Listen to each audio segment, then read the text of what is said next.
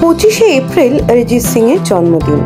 তার কণ্ঠের জাদুতে মুগ্ধ 8 থেকে 80। বিভিন্ন ভাষায় শত শত গান উপহার দিয়েছেন তিনি, ডান্স নাম্বার হোক বা রোমান্টিক কিংবা স্যাড সং, সব গানই তার গলায় শুনতে পছন্দ করেন শ্রোতারা। বহু হিট সুপারহিট গান রয়েছে তার ঝুলিতে।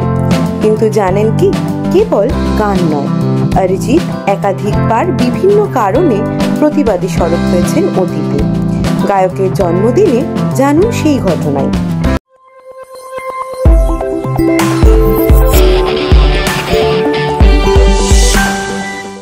এর আগেও আরজিকর কাণ্ডে তাকে সরব হতে দেখা যায়, লিখে ফেলেন একটা গোটা গান আর কবে।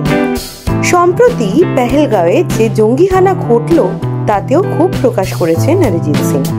26 জন সহ নাগরিকের মৃত্যুতে শোক প্রকাশ করে লেখেন, পেহেলগাঁওয়ের খবরে অসুস্থ বোধ করছি।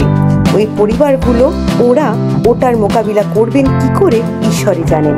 শুধু কি তাই, নিজের বিরাট লোকসান হবে জেনেও কনসার্ট বাতিল করে দিয়েছেন দেশের এমন অবস্থায়।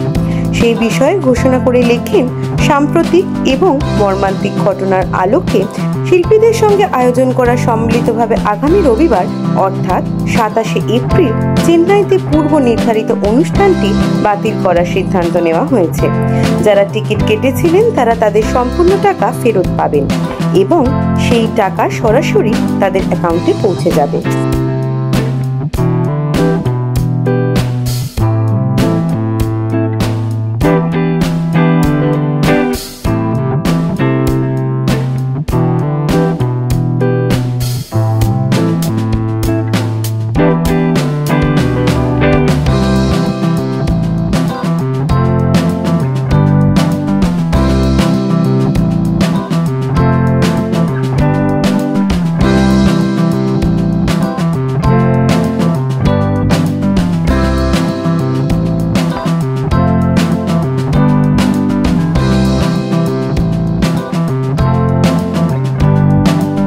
সিনেমা থেকে সিরিয়াল, স্টারদের ব্যক্তিজীবন থেকে লাইফস্টাইল, টলি থেকে টেলি দুনিয়ার যাবতীয় খবর এবার থাকবে আপনার হাতের মুঠোয়।